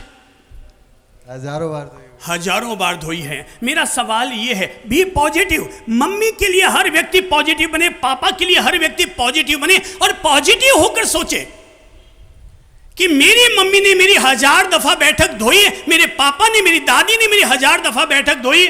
मैंने वापस कितनी दफा धोई है? माथे में खुजली चल रही है, कितनी बार धोई? बोल भैया। नहीं अभी तक तो नहीं। अभी तक तो नहीं। तो अब बताओ कर्जा आप पर है कि उन पर है? मेरे पर है। बस ये लाइन हमेशा याद रखिएगा। बी पॉजिटिव होने के लिए ये जिंदगी भर लाइन याद रखिएगा कि मुझ पर उनका बहुत बड़ा कर्जा है। दुनिया में हर बच्चा अपने माँ बाप का कर्जदार होता है। तू बड़ा हो जा मेरा बेटा, पर इतना बड़ा कभी मत होना कि तुझे तेरे माँ बाप नजर ना आए। तू उनसे अपना घर अलग बसा बैठे और मम्मी पापा को ये कह बैठे, मम्मी चुप रहो ना, मम्मी तू क्या समझती है, पापा आप क्या समझते हैं। कभी इतने बड़े मत होना कि पापा को आपको चुप कराने की मजबूरी आ जाए। मम्मी पापा के प्रति भी पॉजिटिव बनो। मम्मी पापा के प्रति भी पॉजिटिव बनूंगा। भी पॉजिटिव हूँ और रहूँगा। मम्मी पापा के प्रति भी पॉजिटिव हूँ और रहूँगा। मैं ये नहीं कहता कि पत्नी के प्रति भी पॉजिटिव मत बनो। मैं कहता हूँ जो सकारात्मक सोच का इंसान होता है, सकारात्मक इंसान होता है, वो सबके प्रति ही पॉजिटिव पॉजिटिव पॉजिटिव पॉजिटिव रहता है। मैंने तो कहा कि अगर आप दुश्मन के प्रति भी अगर पॉजिटिव हो जाएंगे, परिणाम क्या हो सकता है समझिएगा। मैंने कभी इस घटना का उल्लेख भी किया है, पर यह घटना इतनी मजबूत है कि हजारों साल के बाद भी लोगों को प्रेरणा दे सकती है। और घटना इतनी सी है कि राम जी निकले थे लंका पर चढ़ाई करने के लिए, बीच में आ गया समुद्र, पत्थर पर राम का नाम लिखा जाने लगा और पत्थर को एक एक करके पानी में छोड़ा जा रहा था। पानी में पत्थर छोड़ रहे थे और पत्थर क्या हो रहे थे? डूब रहे थे कि तिर रहे थे? तिर रहे थे, बिल्कुल। देखो परिणाम क्या आता है, राम के प्रति उनकी श्रद्धा थी, राम का नाम पत्थर पर लिख दिया, ये उनकी पॉजिटिव और पावरफुल सोच का परिणाम था। पत्थर पर नाम लिखा राम और पत्थर उनका तिर गया। अब इधर जब पत्थर पर नाम लिखा गया, पत्थर तिरने लगा, लंका में संदेशा पहुंचा, अरे बाप रे बाप, तैरते तैरते पत्थर जब लंका तक पहुंचने लगे, तैरते तैरते पत्थर जब लंका तक पहुंचने लगे तो लंका वासियों में खलबली मच गई। और ऐसी खलबली मची कि पता नहीं जिस राम के नाम में इतनी ताकत है, उस राम में पता नहीं कितनी ताकत होगी, कि जिनका नाम पत्थर पर लिख दिया गया वो पत्थर तिर गया, तो पता नहीं उसमें कितनी ताकत होगी। अब वो पूरे में खलबली मच गई, चारों तरफ हाहाकार होने लग गया। और तब मंत्री और सभासद पहुंचे लंकेश के पास और कहा कि जय लंकेश, अनर्थम घोर अनर्थम, अरे उनके नाम का तो पत्थर भी पानी में तिर तिर के आ रहा है। रावण ने कहा क्या बात करे हो, सच्ची में भगवान, सच्ची में उनके नाम का पत्थर तिर तिर के आ रहा है। प्रभु अब तो कोई आपको भी कमाल करना पड़ेगा, पूरे लंका वासियों में विद्रोह पैदा हो रहा है, आप भी अपने नाम का पत्थर पानी में तिरा के दिखाइए, वरना लंका वासी आपका साथ नहीं देने वाले। लंकेश ने कहा भाई एक मिनट ठहरो, कुछ सोचता हूं, काम यहां करना होता है, बाहर नहीं। काम कहां करना होता है? माइंड पर हाथ रखो, काम कहां करना होता है? जब भी नेगेटिव वातावरण आए ना तो सामने वाले पर काम मत करो, काम अपने आप पर करो। और तब लंकेश ने कहा ठीक है, तुम भी घोषणा कर दो, हम भी अपने नाम का पत्थर पानी में तिरा के दिखाएंगे। और लंकेश बड़े गौरव के साथ चला आया लंका के किनारे, समुद्र तट पर चला आया। सारे लंकावासी अब चकित होकर के देख रहे क्या वास्तव में तिरेगा? नहीं तिरेगा, तिरेगा नहीं तिरेगा, तिरेगा नहीं तिरेगा। और रावण ने पत्थर उठाया, पूजा पाठ की, सारे रुंड मुंड स्वाहा, तेरी मेरी स्वाहा, इधर की उधर की सारी स्वाहा कर दी, पूजा अर्घ्य सब समर्पयामि। और स्वाहा तो बोल दो क्या किया? तेरी मेरी स्वाहा, इधर उधर की स्वाहा, सारे रुंड मुंड स्वाहा। भाई याद तो करना पड़ेगा ना सबको, अपने नाम का पत्थर तिराना है तो। और ऊपर नाम लिखवाया बड़ा पत्थर पर, नाम राम से 10 गुना बड़ा लिखवाया। क्या लिखवाया? रावण। और इतना बड़ा नाम लिखवा करके पत्थर को हाथ में उठाया, हाथ जोड़ा, पर राम के आगे रावण का पत्थर कैसे टिकेगा? हाथ में पत्थर उठाया और पत्थर पानी में छोड़ दिया, और पत्थर और भाई साहब डूब जाता तो सकारात्मक सोच का सिद्धांत फेल हो जाता, पॉजिटिव थिंकिंग की बात खत्म हो जाती, फिर चंद्र प्रभु को बोलने की जरूरत ही नहीं थी। चंद्र प्रभु अगर किसी भी रेफरेंस का अगर उपयोग कर रहा है तो जरूर उसमें बहुत बड़ा वजन होगा, तभी वो उस रेफरेंस का उपयोग करता है। और ये हुआ कि रावण का नाम का पत्थर पानी में डूबा नहीं, तिर गया। और जैसे ही रावण के नाम का पत्थर तिरा कि सारे लंका में जय जयकार जय जयकार जय जयकार होने लगी। बड़ी गजब की बात, बड़ी गजब की बात, राम के नाम का पत्थर भी तिरा और रावण के नाम का पत्थर भी तिरा। अब तो सारे लंकावासी विश्वस्त हो गए कि हमारे राजा में भी बहुत बड़ा दम है। और जय जयकार करते हुए लंकेश वापस अपने महलों में चला आया। रात के समय मंदोदरी थोड़ी सेवा कर रही थी। मंदोदरी ने लंकेश से पूछा, प्रभु एक बात पूछूं? बोले हाँ पूछो प्रियतमे। बोले एक बात समझ में ना आ पाई, राम के नाम का पत्थर तिरा बात समझ में आती है, उनके साथ सीता का सतीत्व था, उनके साथ धर्म है, सत्य है, बात समझ में आती है, उनकी मर्यादा और त्याग है, इसलिए उनके नाम में इतना चमत्कार है, और नाम का पत्थर पानी में तिर रहा है। पर प्रभु माफ़ कीजिएगा मुझे पूछने के लिए, आप में ये तो ताकत है, मुझे पता है कि आप नवग्रह को अपनी काख में दबा सकते हैं, शनि को अपने पाँव के नीचे रख सकते हैं, पर आपके नाम का पत्थर पानी में तिर जाए, ये मुझे इस पर थोड़ा डाउट है, मुझे इस पर थोड़ा सा डाउट है। जैसे ही उसने कहा डाउट है, रावण ने कहा अब प्रियतमे तुझसे क्या छिपाना, माय डियर मैं तुझसे क्या सच छिपाऊं? बोले क्या है सच, क्या है? बोले सच ये है मेरी प्रियतमे कि मैंने जब पत्थर पर नाम लिखवाया रावण, तो मैंने पत्थर को हाथ में उठाया, रावण लिखाया, और मैंने पत्थर से कहा, ए पत्थर, तुम्हें राम की सौगंध, अगर तुम पानी में डूब गए तो। क्या कहा? पत्थर हाथ उठाओ ऊपर, हाथ ऊपर उठाओ, अब नाम लिख लो भले ऊपर, रावण। क्या लिख लो? क्योंकि अभी भी रावण जिंदा है, तभी तो आप हर साल उनको फूंकते हैं। अभी भी रावण मरा नहीं है। अरे रावण की नजर तो सिर 10 थे, आंखें 20 थी, फिर भी नजर एक औरत पर थी। हमारे सर एक है, आंखें 2 है, पर नजर इधर उधर डोलती है। हैप्पी दसरा, अभी भी रावण जिंदा है और अपन सब लोगों के भीतर है। चलो पत्थर उठाओ ऊपर, पत्थर पर लिखो रावण, पर पत्थर से कहो be positive, no negative, be positive. खुद के भीतर अपनी पॉजिटिविटी को पैदा करते हुए कहो, ए पत्थर, तुझे राम की सौगंध, अगर पानी में डूब गए तो अब छोड़ दो। अब देखो तो सही, आपका भी पत्थर तिरना शुरू हो गया, आपकी गुडविल का पत्थर, आपकी इज्जत का पत्थर। अब हर कोई आपका पत्थर पानी में तिर रहा है। जिस व्यक्ति की भी थिंकिंग पॉजिटिव बनेगी, अंदर से जिसने पावरफुल खुद को बनाया है, वो हमेशा पावरफुल पावरफुल पावरफुल रहेगा। जरा सोचो, आप यहां पर इतने लोग बैठे हैं, अभी 2 पर्युषण पर्व आने वाले हैं, 1 महीने का गैप है, पता है ना सबको। इस बार 5 महीने का चातुर्मास है और पर्युषण पर्व 1 महीने के गैप में आ रहा है। क्या आप मुझे बताएंगे, ये अलग अलग पर्युषण मनाना बड़ी सोच का परिणाम है कि नेगेटिव सोच का? जरा जोर से बोल के सुनाए तो। बड़ी सोच का परिणाम है कि छोटी सोच का? और बड़ी सोच का परिणाम क्या होगा? क्या होगा? अंगुली ऊपर करके बताओ, क्या होगा? क्या क्या होना चाहिए? एक होना चाहिए। कितने लोग चाहते हैं एक होना चाहिए? अच्छा, वेरी गुड। जरा दोबारा हाथ नीचे कीजिए, देखता हूं कितने लोग चाहते हैं अलग अलग होना चाहिए। कितने लोग चाहते हैं अलग अलग होना चाहिए? देखो भाई, धर्म के प्रमुख लोगों, धर्म का प्रतिनिधित्व करने वाले लोगों, भाई पर्युषण पर्व अलग अलग होना चाहिए। कितने लोग चाहते हैं? एक भी बंदा साथ में नहीं है। तो कितने लोग चाहते हैं एक होना चाहिए? कितने लोग चाहते हैं एक होना चाहिए? अच्छा, सारे हाथ, लगभग सारे हाथ ही ऊपर उठे हुए हैं। लगभग मैंने इसलिए कहा क्योंकि हो सकता है यहाँ कुछ लोग ऐसे भी हों जो पर्युषण के बारे में नहीं जानते हों। पर एक बात तय है, पर्युषण क्या होना चाहिए? अंगुली क्या है? 1, गॉड इज 1। क्या है? God is 1। एकता में होनी चाहिए, एक होनी चाहिए। एक कब होगी? छोटी सोच के कारण या बड़ी सोच के कारण? किसके कारण? जोर से बोलो तो। बड़ी सोच के कारण।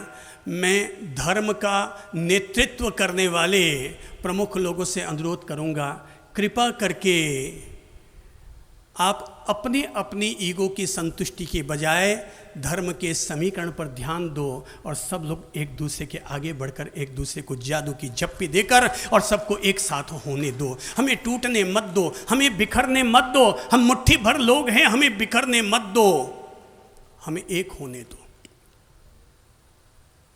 ये ताकत तभी आएगी जब हम बड़ी सोच के मालिक बनेंगे। आइए हम लोग क्या कर ले, कुछ कुछ ऐसे छोटे छोटे पॉइंट्स बता देता हूं जो पॉइंट्स हमारी सोच को पॉजिटिव और पावरफुल बनाने में हमारी मदद कर सकते हैं। और इसके लिए मैं सबसे पहले जो अनुरोध कर देता हूं वो ये है, नंबर 1, सबसे पहले मैं आगे बढ़ूं उससे पहले एक काम करवाता हूं। और काम ये है कि अपने दिमाग में जमी हुई पुरानी सोच, पुराने ख्यालात, पुरानी यादों को धो डालिए, पोंछ डालिए। सबसे पहला काम क्या करो? जो हमारे भीतर पुरानी बातें, पुराने आग्रह, पुरानी रूढ़िवादिताएं, जो जो चीजें हमारे दिमाग में जम चुकी है, घर कर चुकी है, क्या करो उन्हें? मास्टर साहब ने पहले दिन स्कूल में जो पढ़ाया, पूरा ब्लैक बोर्ड भरा हुआ है। अगले दिन जब वो स्कूल में पढ़ाने के लिए आते हैं तो सबसे पहले क्या करते हैं? ब्लैक बोर्ड साफ करते हैं। तो मैं भी तो मास्टर जी बनकर आपको पढ़ा रहा हूं और आपको दिखा रहा हूं, सिखा रहा हूं कि सबसे पहले क्या करो? अपने माइंड के ब्लैक बोर्ड में जो जो चीज़ें पुरानी जमी हुई है उनको धो डालो। किसी के प्रति रंजिश है, क्या करो? ब्लैक बोर्ड में वो उठाइए डस्टर। किसी के साथ रंजिश है, सगा भाई, चाचा, चाची, मामा, मामी, कोई भी XYZ है, क्या करो? हाथ में उठाओ डस्टर। क्या करो? उन रंजिशों को साफ करो। कोई बचा हुआ है तो फिर भी दोबारा साफ कर लो। अपने मन को निर्मल करने के लिए, पॉजिटिव बनाने के लिए क्या करो? हाथ में डस्टर उठाओ सारे लोग, रंजिशों को साफ करो। किसी ने आप पर गुस्सा करके कोई हल्का शब्द कह दिया, उसे माफ करो और ब्लैक बोर्ड को साफ करो। ब्लैक बोर्ड को साफ करना ज़रूरी है। अगर अंदर यादें रखनी है तो अच्छी यादें रखो। बुरी याद रखने से तो यहाँ डिप्रेशन बढ़ेगा, यहाँ पर लोड बढ़ेगा। और हमारा तो प्रिंसिपल ही है LML। क्या प्रिंसिपल सब बोलो तो? LML, लोड मत लो। यहाँ पर लोड रखोगे तो रात को नींद भी नहीं आएगी और सुख की रोटी भी नहीं खा पाओगे। इसलिए प्रिंसिपल को जीवन के साथ में लागू करते हुए क्या करो? ब्लैक बोर्ड को साफ करो।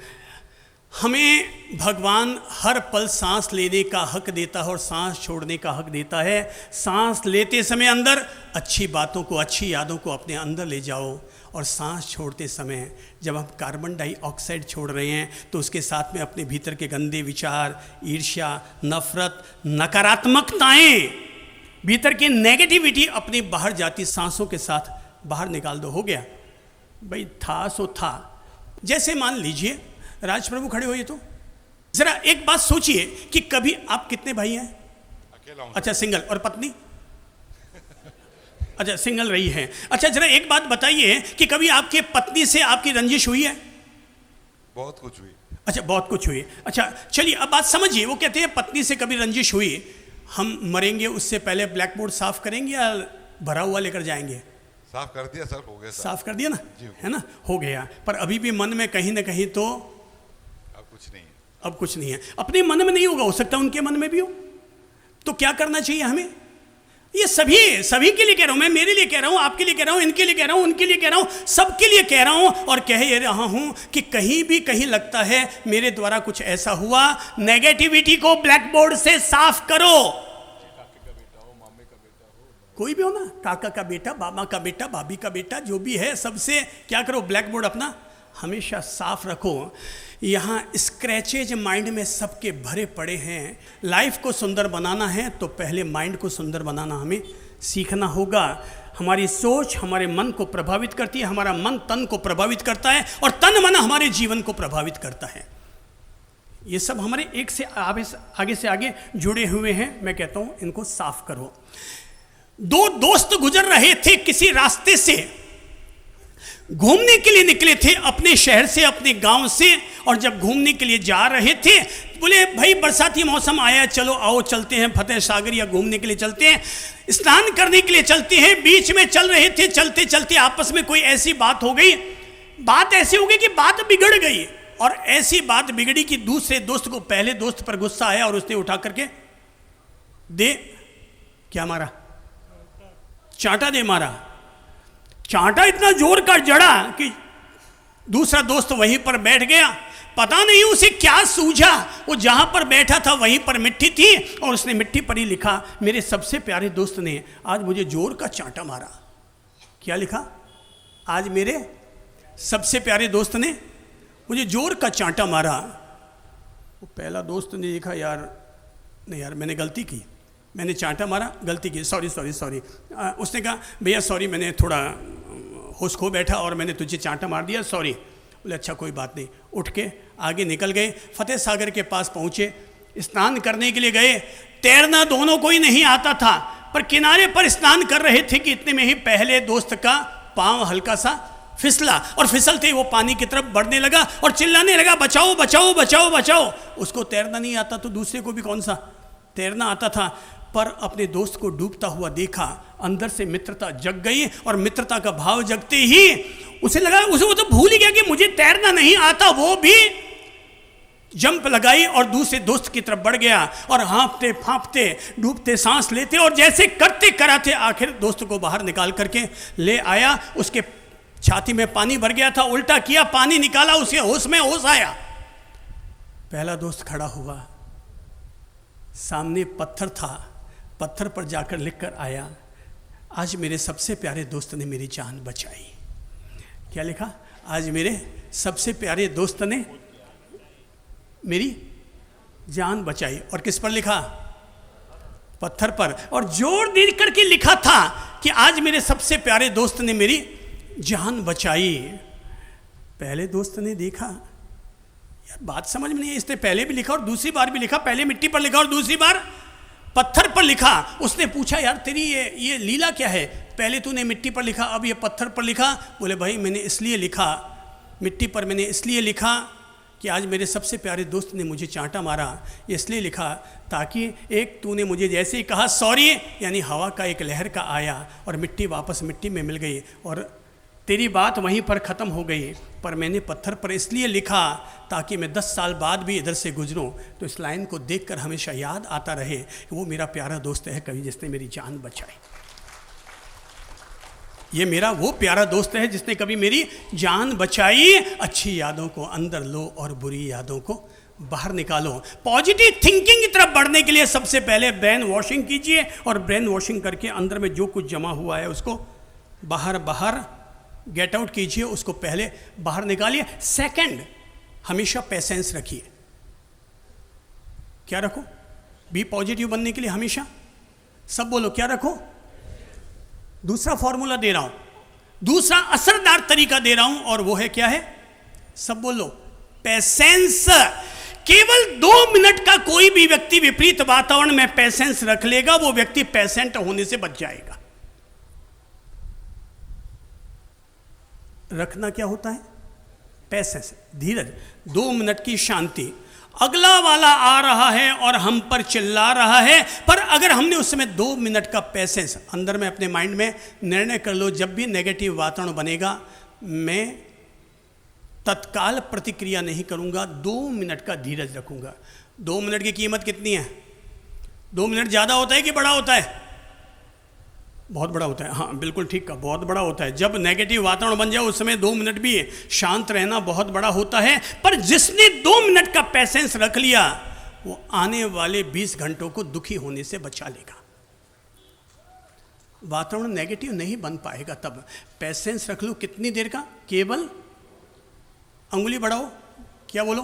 अपने आप को मोटिवेट करते हुए अपने आप से कहो, जब भी मेरे जीवन में नेगेटिव वातावरण बनेगा मुझे मेरी बात कहने का हक है, मुझे मेरी बात रखने का हक है, लेकिन मैं हाथों हाथ प्रतिक्रिया नहीं करूंगा।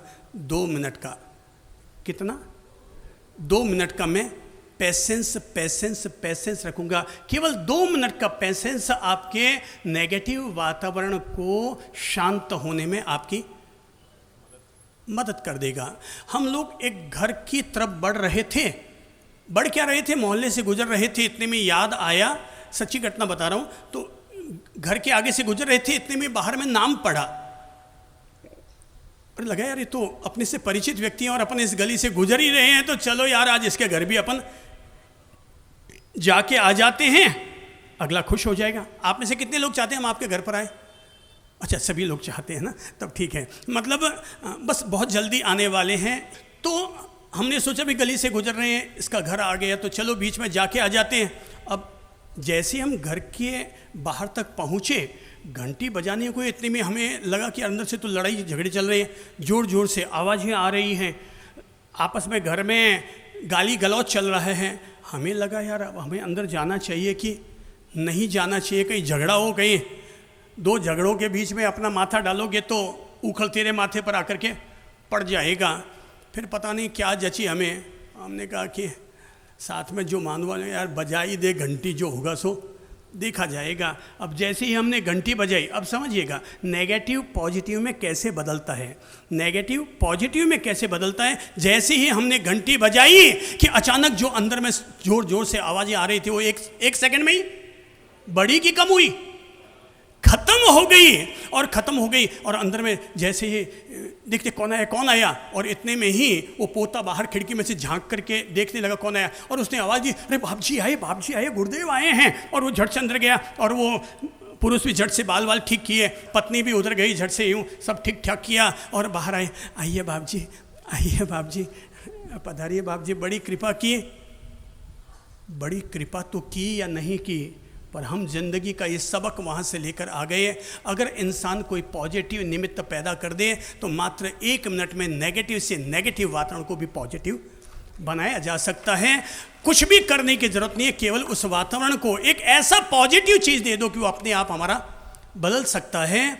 जब भी लगे पति को गुस्सा आ रहा है, पत्नी को गुस्सा आ रहा है, मम्मी को गुस्सा आ रहा है, बच्चे को गुस्सा आ रहा है, हमारा वाक्य ले जाकर घर में बड़े अक्षरों में लिख करके टांग दीजिएगा। आप हमारा फोटो भले ही रखें या ना रखें, पर हमारे ये मैटर जरूर लिख कर दीजिएगा, नो नेगेटिव बी पॉजिटिव। सब बोलो,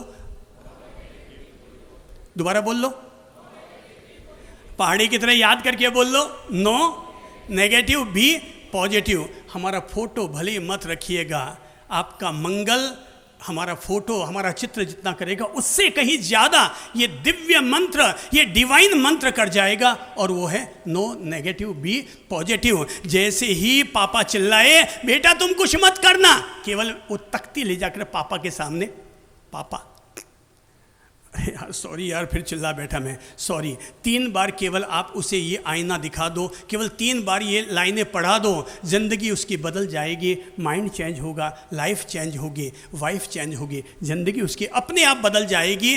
केवल 2 मिनट का पैसेंस।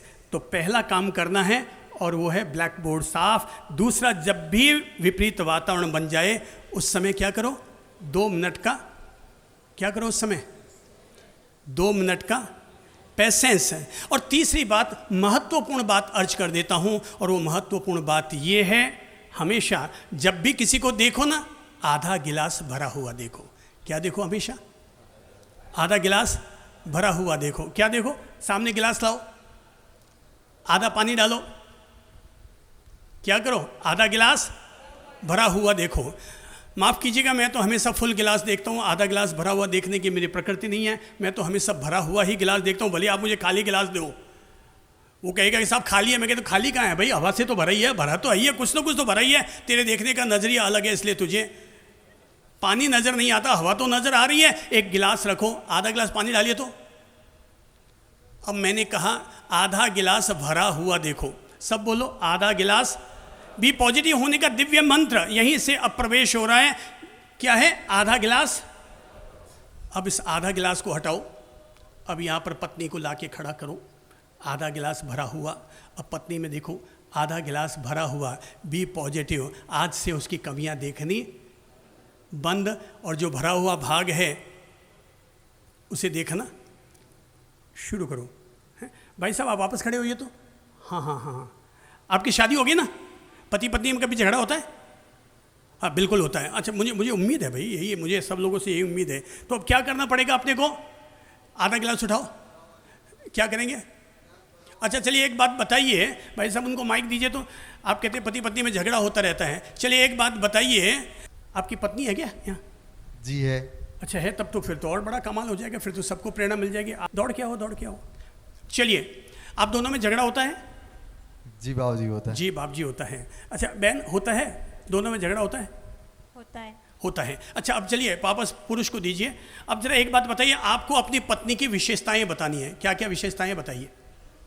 ये केयरिंग है, सबका ध्यान रखती है। नंबर 1 सबका ध्यान रखती है। नंबर 2 सबका ध्यान भी रखती है, और बाबूजी सारा चीज घर का वगैरह, परिवार का, अच्छा सबको घर जोड़ का के और रखती परिवार है। का काम भी कर लेती है। नंबर 2 विशेषता। तीसरी, सबको जोड़ के रखती है, परिवार नंबर 3 को। सबको जोड़ कर रखती है। Very good. नंबर 4, और सबके लिए अच्छा अच्छा खाना भी बनाती है। अच्छा वो कहते हैं सबके लिए अच्छा अच्छा खाना भी बनाती है। नंबर 4, अब विशेषताएं देखो। नंबर 5 और बताइए। सबका प्यार वगैरह सबको बना के रखती है, सब अच्छा परिवार सबसे का। प्यार रखती है, सबसे बना कर रखती है। नंबर 6, आपके कपड़े कौन धोती है? पत्नी धोती है। पत्नी धोती है। तो ये बताया ही नहीं आपने कि मेरी पत्नी मेरा भी ध्यान रखती है। ये ख्याल रखने में बाबूजी आ गया सार, सब चीजों का ख्याल रखती है। अच्छा, सबका, सब चीजों में, मम्मी सब पापा चीजों वगैरह, में घर मम्मी परिवार, पापा सबका ख्याल रखती है, सबकी जरूरतों का। अच्छा, तो आपने इनकी 6 विशेषता बता दी है, ठीक जी है। बाबू। अच्छा, आप एक लड़की में कितनी विशेषताएं चाहते हैं? सर्वगुण संपन्न। सर्वगुण संपन्न। अब अभी पता करवा तो इनकी पत्नी से पूछता हूँ इनमें क्या क्या कमियां हैं, तो पता चल जाएगा कि सर्वगुण संपन्न। भाई साहब झगड़ना छोड़ो और थोड़ा क्या करो, सुबह उठकर बोला करो महालक्ष्मी प्रणाम।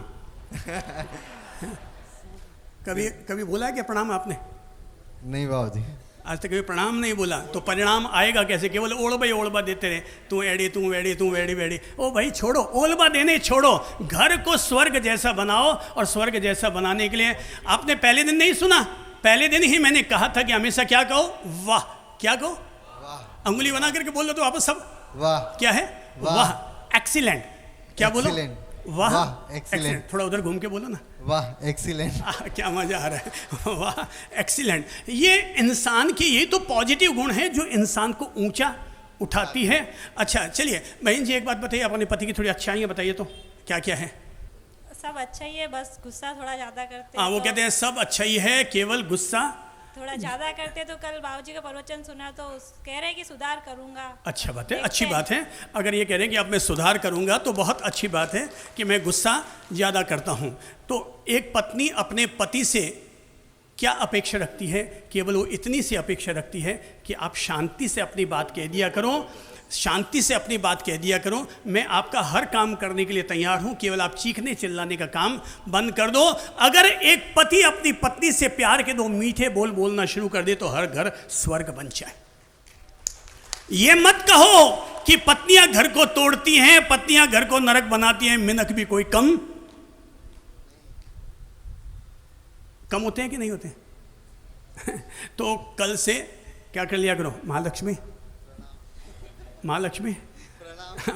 प्रणाम कहते हैं, परिणाम आ जाएगा। Very good, thank you. ताली बजाइए, अभिनंदन कीजिए। मैं कहूँगा आधा गिलास भरा हुआ देखो। मम्मी सासू माँ को लाओ। नहीं, सासू माँ मेरा बहुत ख्याल रखती है, इन्होंने तो मेरी शादी करवाई, इनकी कोख में ही तो मेरा सुहाग पला। ओह मेरी सासू माँ कितनी अच्छी, इन्होंने अपने गहने मुझे चढ़ाए, वो रात दिन मेरा ख्याल रखती है, मेरे बच्चों को कितना संभालती है, उनको कितनी अच्छी अच्छी बातें सिखाती है। Be positive. किसी को भी अपने सामने लेकर आओ, आधा गिलास भरा हुआ देखो। आप अपने भाई को लाओ, हो सकता है भाई के लिए लगता हो उसने मुझे उस दिन ऐसा कह दिया, उसने मुझे थप्पड़ दिखा दी। B positive. इसने मेरा बहुत साथ दिया है, इसके कारण ही आज मैं अरबपति और करोड़पति बना हुआ हूं। आज मैं जो कुछ हूं इसमें इसकी भी बड़ी भूमिका है। Be positive. जैसे ही हम अपने आप को चेंज करेंगे, माइंड अंदर से चेंज होते लाइफ आपकी चेंज हो जाएगी। इसीलिए मैंने कहा ऐ मेरे प्यारे भाई बहनों, अपने माइंड में हमेशा आधा गिलास, क्या देखो? आधा गिलास, सब बोलो आधा गिलास, आधा गिलास भरा हुआ देखो। अंतिम बात ये जरूर निवेदन कर देता हूं, अपनी थिंकिंग को पॉजिटिव बनाने के लिए बहुत सारे पावरफुल परिणाम और बहुत सारे थॉट्स, बहुत सारे प्रिंसिपल दे दूंगा, लेकिन आज बुनियादी तौर पर ये बुनियादी प्रिंसिपल समझ लीजिए। नंबर 1, ब्लैक बोर्ड साफ करो। नंबर 2, नेगेटिव वातावरण जब भी बन जाए तो 2 मिनट का धीरज रखो, पैसेंस रखो, शांति रखो। नंबर 3, हमेशा दूसरों में अच्छाई ही देखने की आदत डालो। और नंबर 4, चौथा असरदार तरीका ये कहूँगा, हमेशा सकारात्मक लोगों के साथ रहो, सकारात्मक किताबें पढ़ो, सकारात्मक वातावरण में रहो। आज अगर आप लोग यहाँ पर हर रोज आते हैं, ये कौन सा वातावरण है? नेगेटिव या पॉजिटिव? पॉजिटिव। सकारात्मक वातावरण में रहेंगे, अपने आप रोज ब्रेन वॉशिंग होती है। आप यहाँ पर जब रोज आते हैं ना, तो हम आपको कपड़े बदल कर संत नहीं बना रहे हैं, पर हम आप सब लोगों को रोज ही अंदर से संत बनाते चले जा रहे हैं। आपका हर अगला दिन आपके लिए एक नया संत होने का दिन होता है। कोई ना कोई एक पॉजिटिव उजाला, एक दीपक आपके भीतर जल चुका है। इसलिए मैंने कहा हमेशा सकारात्मक वातावरण में रहो, सकारात्मक लोगों के बीच में जाओ। दोस्त अगर रखने हैं तो मैं कहूँगा पॉजिटिव लोगों के साथ रहो। नेगेटिव लोगों के साथ रहोगे तो क्या होगा? कोई बताएगा? नेगेटिव दोस्त रहेंगे तो क्या होगा? कौन रहेगा? कालूलाल साहब बताइए तो, नेगेटिव लोगों के साथ जाएंगे तो क्या होगा? नेगेटिव सोच आएगी, नेगेटिव वातावरण रहेगा और नेगेटिव किसी के प्रति हमेशा नेगेटिव बना। नेगेटिव लोग अगर आएंगे, गलत दोस्त अगर हमारी जिंदगी में आ गए, दुनिया में जितनी भी जेलें भरी पड़ी है उनमें से किसी भी कैदी को जाकर के पूछ लो कि तुम यहां जेल में किस वजह से आए, वो सीधा कहेगा साहब गलत संगत के कारण, गलत यार दोस्त आ गए, जिसके कारण मैंने गलत काम किया और आज मैं जेल तक पहुंच गया। हर इंसान का जीवन 5 दोस्तों का परिणाम होता है। कितना? हर व्यक्ति का जीवन 5 दोस्तों का परिणाम होता है। अगर ये 5 दोस्त अगर पॉजिटिव हैं तो आदमी हमेशा अच्छा बनेगा, और ये 5 दोस्त अगर गलत निकल गए तो आदमी का जीवन जहन्नुम में जाना तय है। दोस्त कैसे रखो? अच्छे लोगों को दोस्त रखो।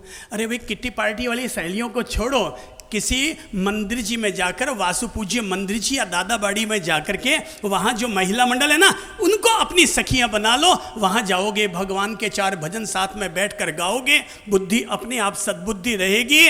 और किटी पार्टी में जाकर के हत्ती तत्ती करोगे तो तेरी और मेरी, तब हमारे भीतर कोई त्याग की प्रतिमूर्ति सीता नहीं पैदा होगी, तब हमारे भीतर मंत्रा और कैकेयी पैदा हो जाएगी जो लोगों के घरों को तोड़ने का काम करेगी। इसलिए 5 दोस्त जो हमारे जीवन को पॉजिटिव बनाते हैं। इसलिए मैंने कहा सकारात्मक लोगों के साथ रहो, सकारात्मक किताबें पढ़ो, अच्छी किताबें पढ़ने की आदत ज़रूर रखो। एक पन्ना ही पढ़ो, रोज पढ़ो। कुछ नहीं पढ़ सकते तो हमारा कोई एक मैसेज ही पढ़ लो, एक हमारा अमृत वचन ही पढ़ लो। अंदर अगर हम, ये हमारा दिमाग तो 4 बीघा जमीन की तरह है। अच्छे बीज बोओगे तो वापस अच्छी फसलें आएंगी, वरना अच्छे बीज नहीं बोएंगे तो क्या होगा? अंदर में घास फूस निकल करके आएगा। एक कुत्ते को आते हुए देखकर लाठी मारने का कोई भी काम कर लेगा, पर उसे रोटी देने का काम तो उन्हीं लोगों के भीतर पैदा होगा जिनके भीतर पॉजिटिविटी अंदर में संचारित हुई है। मेरे प्यारे भाई बहनों, मैं आप सब लोगों की थिंकिंग, अंदर की विचारधारा, अंदर की सोच को पॉजिटिव बनाने के लिए प्रेरित कर रहा हूँ, और समय समय पर और आप लोगों को अंदर से उत्साहित करूँगा। पर आज अंडरलाइन कर लो, और वो है नो नेगेटिव, बी, सब बोलो, नो बी पॉजिटिव। दूसरे को सुना के बोलो, नो बी पॉजिटिव। नेगेटिविटी को हटाते हैं, पॉजिटिविटी को लाते हैं। हमेशा याद रखिएगा, एक पेड़ से लाखों तीलियां बनती है, पर लाखों पेड़ों को जलाने के लिए एक तीली काफ़ी होती है। और वो एक तीली कौन सी? हमारी नेगेटिविटी की एक तीली। हम लाखों पेड़, घर, समाज, परिवार सबको तहस नहस कर देंगे अगर हमारे भीतर एक नेगेटिविटी हावी हो गई तो। वापस सब बोलो, एक पेड़ से लाखों तीलियां बनती हैं, पर लाखों पेड़ों को जलाने के लिए एक तीली काफ़ी होती है। और उस एक तीली का नाम क्या है? नेगेटिविटी। अगर नकारात्मक विचारधाराओं को हम अपने भीतर से हटाते हैं और हमेशा be positive, be positive, be positive, सुबह उठते ही अपने आप से कह दिया करो, be positive, be positive, be positive. ग्राहक कोई भी बात करने बैठ रहे हो, पहले अपने आप से कह दो, be positive, be positive, be positive. हमें कभी किसी समाज की मीटिंग में जाने का काम पड़ता है ना, और लोग कहते हैं साहब वहाँ पर बड़ा झगड़ा चल रहा है, हम अपने माइंड में पहले अपने आप को एक मोटिवेट करके लाइन कह के जाते हैं, be positive, be positive, be positive. अर्थात वहाँ पर चाहे जैसा वातावरण बने, पर हम अपने आप को हर हाल में पॉजिटिव, पॉजिटिव, पॉजिटिव रखेंगे। परिणाम ये निकलता है, मीटिंग शुरू होती थी, वहाँ पर लोगों की हो हल्ला था, पर मीटिंग जब समापन होती है तो सब खड़े होकर एक दूसरे को गले लगाते हैं, जादू की झप्पी देते हैं। आप भी खड़े हो जाइए। तो जीवन का सार क्या अब समझ में आ गया? वापस 2 लाइनें सब गा लो। जैसा सोचेंगे जीवन में वैसा ही बन जाएंगे। बोलो, जैसा सोचेंगे जीवन में वैसा ही बन जाएंगे। अच्छा सोचेंगे तो अच्छा, बुरी सोच से बुरा बनेंगे। अच्छा सोचेंगे तो अच्छा, बुरी सोच से बुरा बनेंगे।